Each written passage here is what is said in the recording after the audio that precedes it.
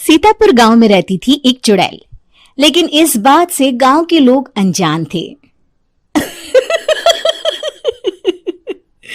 जब तक पूरे गांव की एक एक औरत के गहने मेरे पास नहीं आ जाते, मैं इस गांव को छोड़कर नहीं जाऊंगी, चाहे इसके लिए मुझे लोगों को गायब ही क्यों ना करना पड़े। दूसरी तरफ गांव की औरतें बात कर रही थी।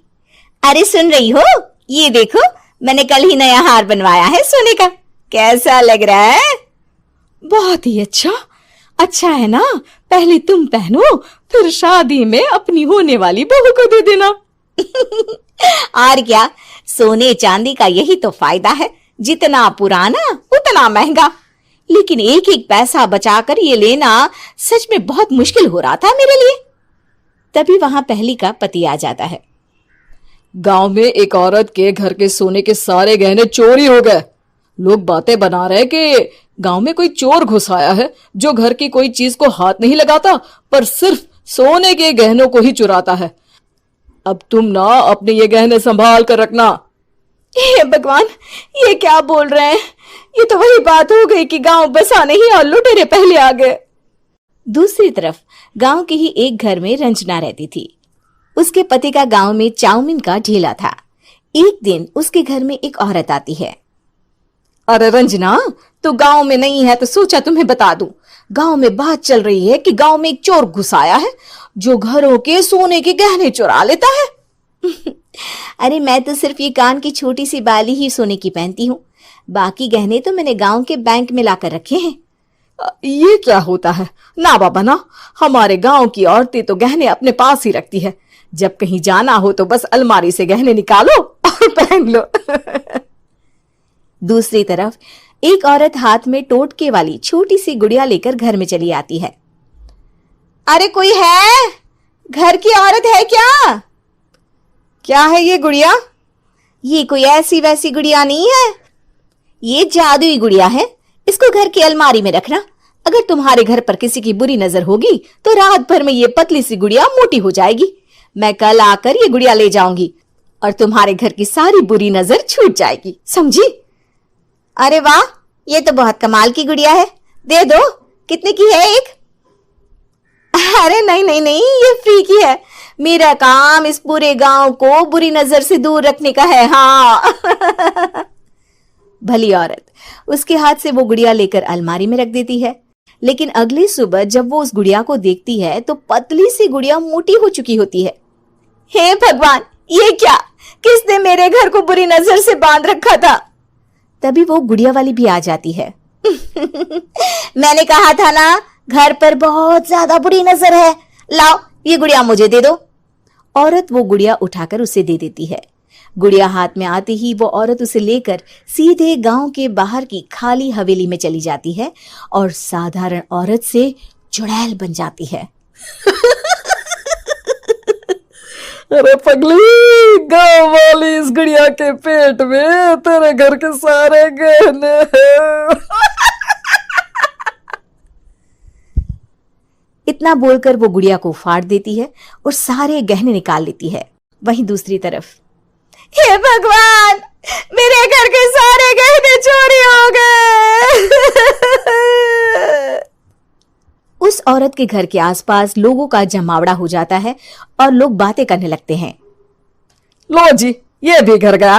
पता नहीं कौन चोर है जो इतनी होशियारी से गहने चुरा लेता है। कुछ समझ में नहीं आ रहा कि कौन है। लोग तो घर से कहीं जाते भी नहीं है, न ताला लगे न घर खाली हो, फिर भी रातों रात गहने चोरी हो जाते हैं। अरे हम तो कहते हैं लोगों को बारी बारी चौकीदारी करनी चाहिए, चोर को तो पूरे गांव वाले मिलकर पकड़ ही लेंगे। लोग बारी बारी घरों की चौकीदारी भी करते हैं, लेकिन चोरी होने का सिलसिला रुकता ही नहीं। फिर एक दिन रंजना के पड़ोस से भी रोने की आवाज आती है। अरे आज ही घर की बुरी नजर उतरी और आज ही सारे गहने भी चोरी हो गए। कैसी बुरी नजर? क्या हुआ था? तभी वहां उस औरत का पति भी आ जाता है जिसके घर में गहनों की चोरी हुई थी। हाँ, मेरी बीवी ने भी किसी गुड़िया को घर में बुरी नजर उतारने के लिए रखा था, लेकिन अगले दिन गहने चोरी हो गए। अब रंजना को कुछ कुछ बात समझ में आ जाती है। वो गांव वालों से कहती है, देखिए अब आप लोग चिंता ना करें, जल्द ही चोर पकड़ा जाएगा। उस नजर उतारने वाली गुड़िया को आज मेरे घर कोई भेज देना। फिर क्या था, चुड़ैल को लोग रंजना के घर भेजते हैं। पहली बार देखा है कोई खुद लुटने को तैयार बैठा है। तो तू है जिसे घर की बुरी नजर उतारनी है? ये ले गुड़िया, ये सुबह तक मोटी हो गई तो समझो तुमको और तुम्हारे घर वालों को नजर लगी है।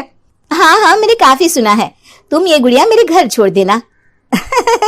अरे क्यों नहीं, कल सुबह आऊंगी जब गुड़िया तुम्हारे घर की सारी बुरी नजर लेकर मोटी हो जाएगी, ठीक है?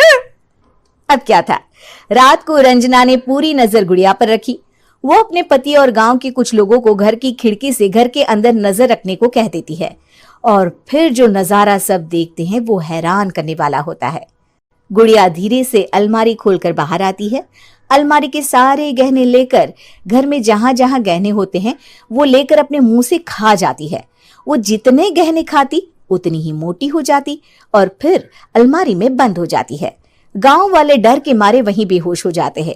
लेकिन सुबह जब वो औरत गुड़िया लेने आती है, रंजना उसका सामना करती है। ये देखो, गुड़िया कितनी मोटी हो गई है। लगता है मेरे घर में बहुत लोगों की नजर लगी है। लाला, ये गुड़िया मुझे दे दे। अरे बहुत कीमती गुड़िया है ये। तेरे घर की सारी बुरी नजर मैं गांव के बाहर वाली हवेली में फेंक आती हूँ। शाम को फिर लोगों के घर इसे लेकर जाना है ना। इसमें तो मेरी जान बसती है, जान। रंजना गुड़िया को चुड़ैल की तरफ बढ़ा देती है, लेकिन फिर वापस ले लेती है और गुड़िया के हाथ मोड़ देती है। जैसे ही गुड़िया के हाथ मोड़ती है, चुड़ैल का हाथ भी मुड़ जाता है। अच्छा, तो ये वो गुड़िया है जिसमें तुम्हारी जान बसती है। अब सुन चुड़ैल, तेरी सारी हकीकत सबके सामने आ गई है। या तो गांव वालों के गहने लौटा दे, नहीं तो मैं इस गुड़िया की गर्दन मोड़ दूंगी। चुड़ैल डर जाती है। अरे नहीं नहीं, मेरी गुड़िया दे दो, मैं सबके गहने वापस कर दूंगी। ठीक है, अब भी जा और सबके सारे गहने वापस कर। चल निकल यहां से। चुड़ैल सबके गहने लौटा कर रंजना के पास आती है। ला दे मेरी गुड़िया रंजना, इसके अंदर के गहने निकाल ले, लेकिन गुड़िया वापस दे दे। लेकिन रंजना जानती थी कि जैसे ही गुड़िया चुड़ैल को देगी उसकी शक्ति वापस आ जाएगी। चुड़ैल, तू तो चुड़ैल ही रहेगी, ये मैं जानती हूँ। अरे नहीं नहीं नहीं, मैं गांव छोड़कर चली जाऊंगी, किसी को परेशान नहीं करूंगी, वादा करती हूँ मैं। लेकिन रंजना उसकी एक बात नहीं सुनती और गुड़िया का सर उसके शरीर से अलग कर देती है। चुड़ैल सर अलग होते ही गायब हो जाती है। गांव वाले रंजना के साहस और बुद्धि की खूब प्रशंसा करते हैं।